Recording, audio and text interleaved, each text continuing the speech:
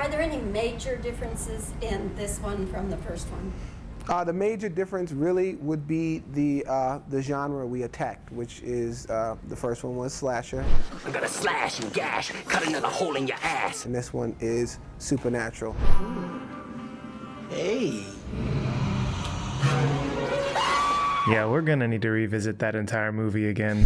Here it is in a nutshell. Stay in the room then. We almost had Marlon Brando. You would have liked that one, right? Yeah, I have the pleasure to meet in this business. I'm talking about Marlon Wayans, ladies and gentlemen. Marlon Wayans, welcome to Comedy Gold Mine. My guy. 1999 was a hell of a year for the Wayan Bros. For half a decade, they showcased their family's creativity on their self-entitled sitcom, only for producers to pull the plug without even giving them a proper finale. No hope. No hope. This kind of unexpected blow could make anybody reconsider showbiz, but not this time, not this family. And no, Ray, not that type of unexpected blow. And instead of giving up and letting Hollywood kick sand in their faces, they fought back with the only weapons they had. The Wayan Brothers was a good show, man. In my last video, we talked about the original Scary Movie, and I didn't really get into the details of filmmaking.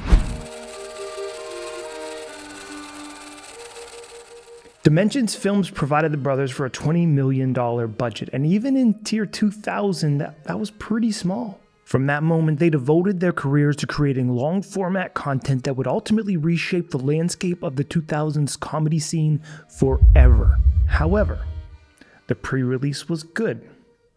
Unfortunately, too good. The test screenings of Scary Movie 1 were so positive that Dimension Films, again owned and operated by Bob and Harvey Weinstein, forced them to begin expanding their writing staff and add time-consuming things like CGI and special effects. The sequel had to be bigger and better, and they gave them 9 months to do absolutely everything from writing it, to casting it, to post-production, even if it means releasing an unfinished product. And unsurprisingly, that's not the first or the last time the Weinsteins pressured somebody to doing something they didn't want to do. They were evil as fuck. We didn't walk away from a franchise. And although the movie still had some great moments and some memorable parodies, most people would agree that the first movie was better and the second fell a little bit short of expectations, including the Wayans themselves. Going down the rabbit hole of why this movie underperformed was wild, to say the least. The ridiculous time restraints, over an hour of deleted scenes, and one of the main characters is completely cut from the movie because she wouldn't take her shirt off. You'll never guess whose decision that was. I'll give you a hint. One of them niggas is in jail right now. Yeah. For what? Rape. And it's no coincidence that the Wayan brothers aren't even in Scary Movie 3, 4, 5, but we'll save that video for later. I've got so many fun facts about this movie. I'm really excited to share the deep cut and revisit Scary Movie 2, the Sabotage sequel, the good, the bad, and the bad the Weinsteins. I'm telling. I said vacuum!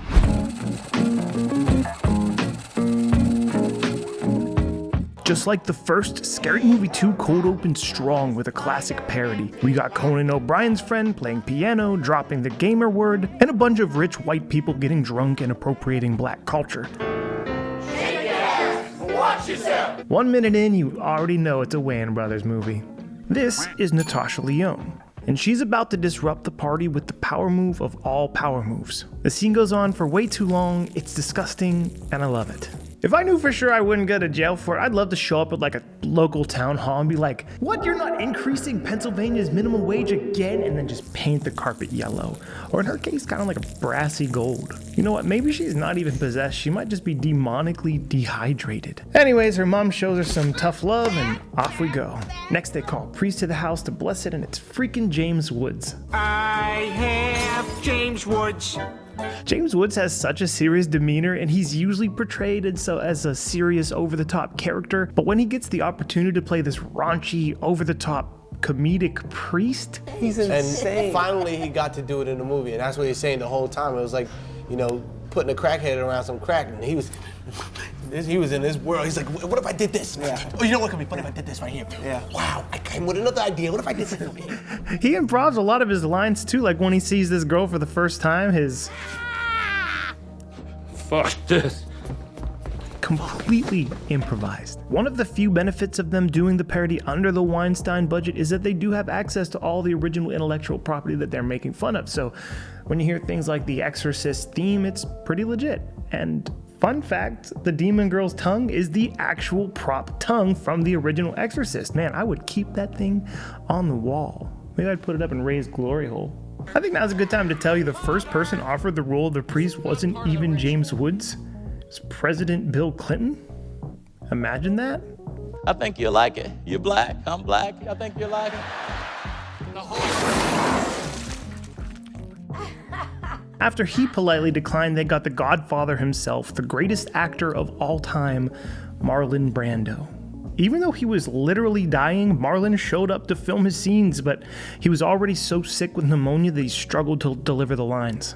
Not even death himself could stop this man from grabbing some titty. And he just like would in between takes hold on to my boob while he was waiting to receive the information. You know, he would be Brando like, had his hand yeah, on so your... it would be sort of like the power of Christ compels you, whatever. And the power of Christ compels you. What is it? The power of Christ compels, you know? And Next note, projectile vomiting will be skipped. So let's just meet the main characters. So the plot kind of carries over from Scary Movie 1. I always thought it was kind of like an American Horror Story thing where they just reuse the same actors, but the plots don't matter. But this is technically a direct sequel. It takes place 1 year after the events of the original, and hey, look, some of the original cast came back. For some reason, not Doofy. No, Doofy. Doofy dead. Doofy sleep with the fishes. Yeah, Doofy's not. Too bad. Anna Farris and Shorty, then Brenda, and even Ray. This one always caught me off guard because Ray just kind of shows up after everything he did. Kidnapping the father, stabbing the shit out of Bobby, the glory hole lobotomy. This is one of the main flaws that the movie has, thanks to the time restraints. Scenes were filmed with Ray apologizing to the group, but unfortunately exposition and story went out in favor of more jokes. I can't show you an hour of cut scenes, but to give the team more credit, they tried. They were trying. This is Tori Spelling. Mostly known for her work on Beverly Hills 90210, she plays the bimbo character Alex, who also seemingly pops out of nowhere. And boy, get ready for this one. So Tori Spelling was originally cast for a small cameo appearance, the scene where she has sex with the ghost, right? When she signed the deal in the first place, she was promised that there would be no nudity. So she gets a script, she's reading through it, and she finds out she briefly appears topless. And being the daughter of a very powerful TV producer, Aaron Spelling, who's been in the game for like 50 years, she has a very strict no nudity policy. So she took her concerns directly to the producers and to the Wayan brothers, and they squashed it. It was cool. So they went on ad-libbing scenes with her character for a while and just writing as they went. And then later on in production, the Wayans had an idea to spoof a scene from The Entity where the ghost grabs the woman's neck and you can kind of see the indentations. And they're like, okay, what if we use a prosthetic chest? What if we got some big fake boobies and then just see the indentations on the boobs? They wouldn't use her chest, they would use a body double, but it was still enough to be like, let me call my dad, let me see what he has to say. So she calls up her father, Aaron Spelling. This is a true story. He said, Tori, if I know the Weinsteins like I think I know the Weinsteins, if you don't do that scene, they'll probably cut you from the whole movie. And afterwards, as surprising as rain in April, the Weinsteins cut her character down to the tiny cameo we see in the movie. There was a lot of Tori Spelling scenes in the deleted scenes, her actually meeting the cast.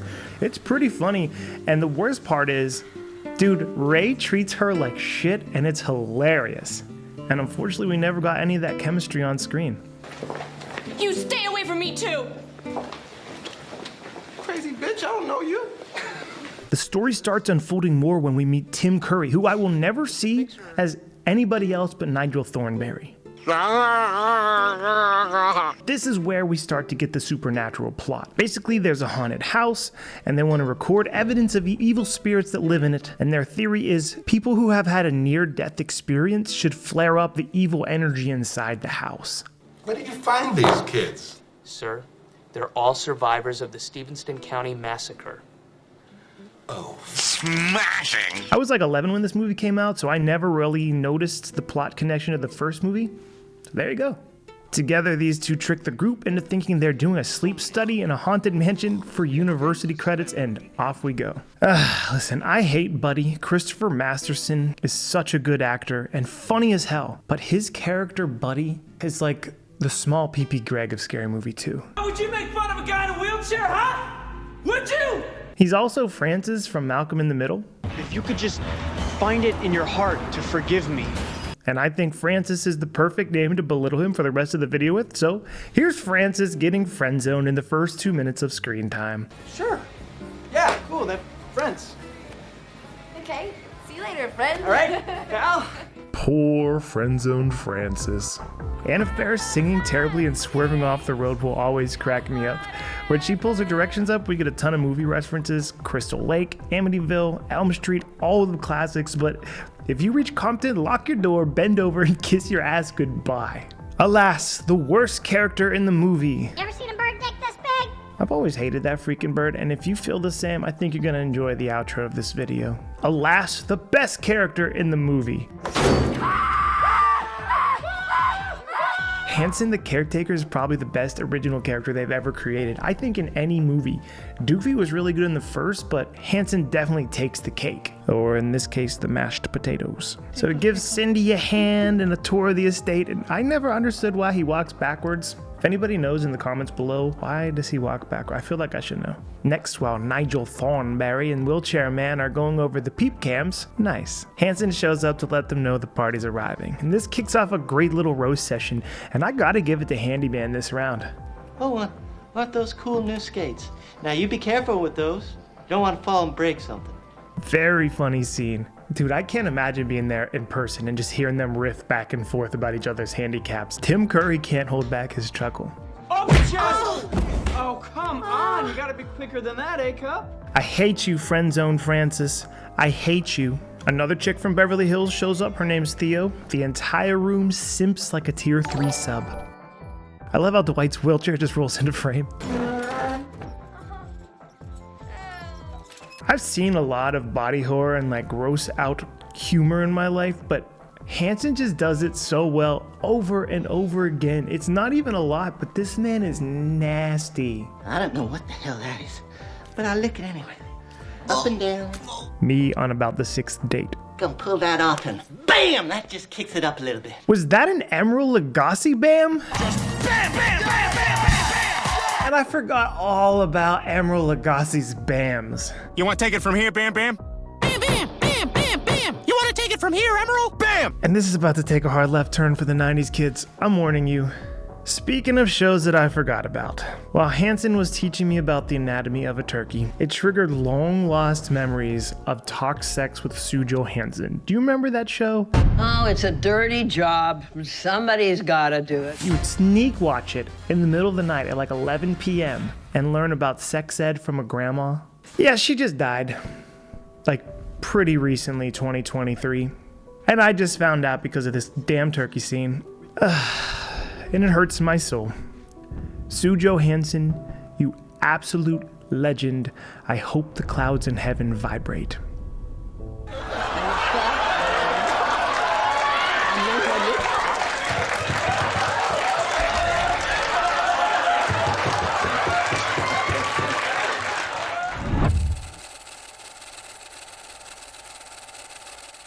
And if there's anything good that came out of the complicated post-production, right as they wrapped filming, Nike dropped their original freestyle commercial. And the Wayan brothers loved it so much they called the entire group back in to film for one more day and film their ridiculous basketball sketch. It feels so out of place in the movie, but at the same time, it's such a goofy, memorable scene.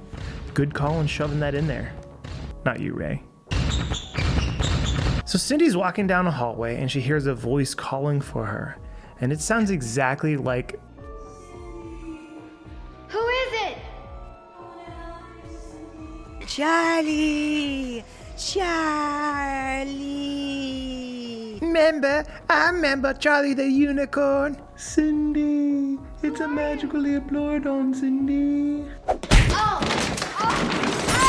Cindy finds a secret room and it's pitch black inside, but friendzone Francis lights a lighter and the entire room slowly lights up. Very funny. I'm sorry, YouTube, I cannot show you the scene that Tori Spelling was cast for. You know the one. Mrs. Huey Kane. Doesn't it just have a ring to it? Brenda and Ray finally make up, and man, we did not get enough Brenda in the first half of this movie. Too dirty? Love must be in the air because Tori Spelling got ghosted, Brenda and Ray got nasty, and now Cindy's pussy is going crazy.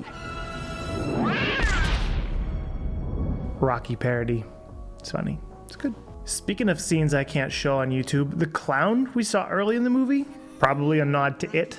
I never realized that Tim Curry, Nigel Thornberry, was the original Pennywise from It. I'm such a bad millennial.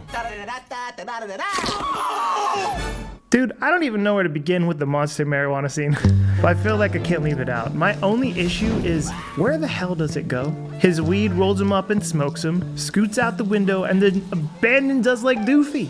I feel like there should at least be a post-credit scene of Snoop Dogg just walking the weed monster around on a leash like a dog or something. Perfect. Could see it. Friendzone Francis overhears Nigel talking about the poltergeist, so he lets the gang know it's time to get out, and Wheelchair Man has the key. So now it's Theo's turn to come in handy. Nice work, Theo. Then Professor Nigel Thornberry gets lured in by an evil spirit. The guests make it to the exit, and now Dwight gives them the Ghostbuster gear and may or may not have segregated the group by race. You three, follow me. We're gonna die, yo. Brenda. As the group splits up, Cindy and Friendzone Francis make their way to the furnace, and inside the ashes, you get a quick peek of the burnt paper saying Dade County Ballots. And oh my god, for the non-Americans or Gen Zers, this is American politics in a nutshell. The 2000s election was Bush versus Gore, and was arguably the most controversial election I've ever lived through. So far, early polling data was projecting Al Gore to win, so every major news station ran with the victor, but it was actually so close that the entire election came down to Florida. And out of 6 million votes cast there, the winner was decided by 537 ballots. NBC News is now taking Florida out of Vice President Gore's column. Dude, it was so close that it went to recounts and legal battles that lasted for 36 days until the Supreme Court stepped in and just gave the win to Bush. I barely remember it, but pre-9/11, that was the only news I remember. And it might be another subtle joke, just something they shoved in there, but that is a masterclass of political satire. And honestly, a hilarious way to relive the 2020 election, the 2000s election. Bravo, Wayans. Bravo. The Scooby-Doo shenanigans continue, a skeleton chases Cindy around, and Brenda roasts the absolute shit out of Ally McBeal. This is a skeleton, this is bones! Would you run from Callista Flatheart?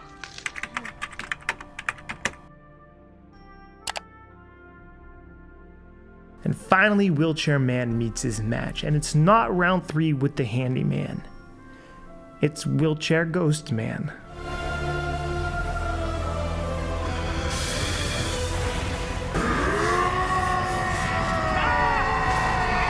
Who we've seen walk before, but is now in a wheelchair for plot purposes. I always thought this was a spoof of Fast and the Furious, but the original movie actually came out 2 weeks before Scary Movie 2. They were really close to one another, and if only they knew what was to come. Imagine if they got Vin Diesel in Scary Movie 6, and all the funny things they could do with family.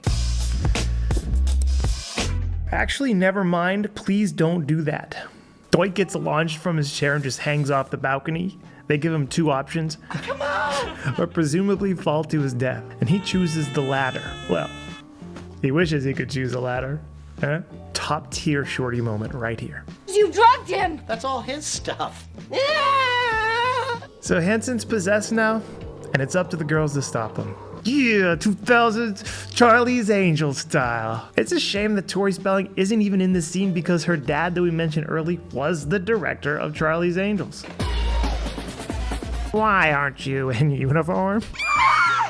I actually like this fight scene better than the Matrix parody in the original. Hanson was fleshed out more as a character than the killer was in the first, and honestly, the girls just go for it, especially Anna Farris, who, according to her, working with the Wayans completely changed her approach to comedy. He kept saying that there's no vanity in comedy because every young actor or actress is very concerned, of course, about how they look and come off, and so he just really helped me work through those barriers. I think my best moments were when I was really goofy and very unafraid of looking unattractive.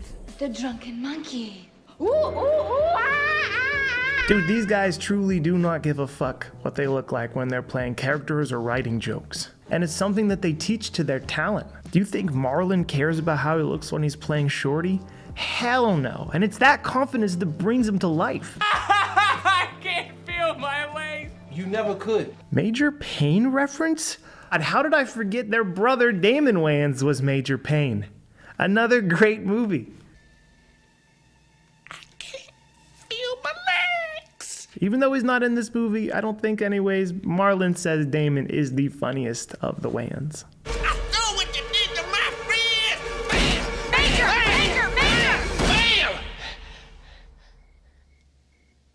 Hello, Miss Walburn. The actual ending's pretty dumb, but they use Cindy as bait to lure in Master Kane. He stands on a trap and ta-da, he's dead again. There's a lot of alternate endings, I think at least 3 alterations. They're much darker too, and they end on a bit more of a depressing note. That's probably why they changed it. And the original pans out from them celebrating inside the house, upbeat guitar music playing in the background, Cindy bullies friend zone Francis for a change of pace, and they find out Hanson's still alive and selling hot dogs, ending with their iconic no, like that they do in every movie. C tier at best, come on. In the alternate ending, right after they celebrate here, James Woods shows back up with the police and detectives, and he's surprised to see Cindy. Cindy's like, what are you talking about? My friends are right here. We? What do you mean we? Me and my friends. You see, there was this ghost and he just came out of nowhere. You are the only survivor. And then they give us like an Avengers Endgame fadeaway. Turns out every single character in the house except for Cindy died, and they get this fade out death scene where I guess most of them get like a last quip. Dude, some of them are really funny. I'm still handicapped? This is bullshit. It's honestly so much better, and I cannot believe they cut this. There is even an alternate version of the no, where instead of they just scream out and get hit by a car, it's, well, you'll see.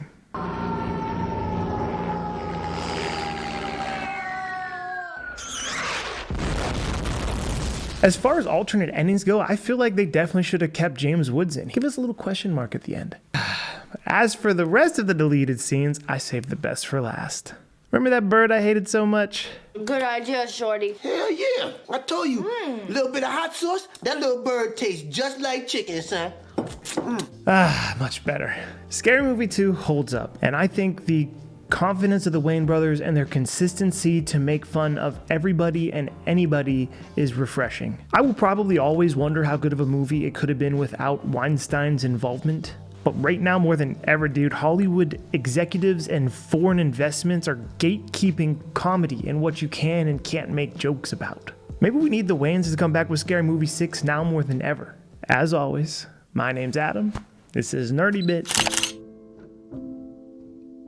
But I would do a White Chicks too, and I think that and return to the Scary Movie franchise and do it. But I will return. So Harvey Weinstein owns Scary Movie? No, they're off. The Weinstein Company. They off it. They out. They out. Okay. So and that's why I would return to it now. I think that it needs a reboot, and I think that the only story that people want to hear is the Wayans are back. Otherwise, because we know how to tell those jokes. There's only certain people that could tell jokes about everybody. Thanks for watching.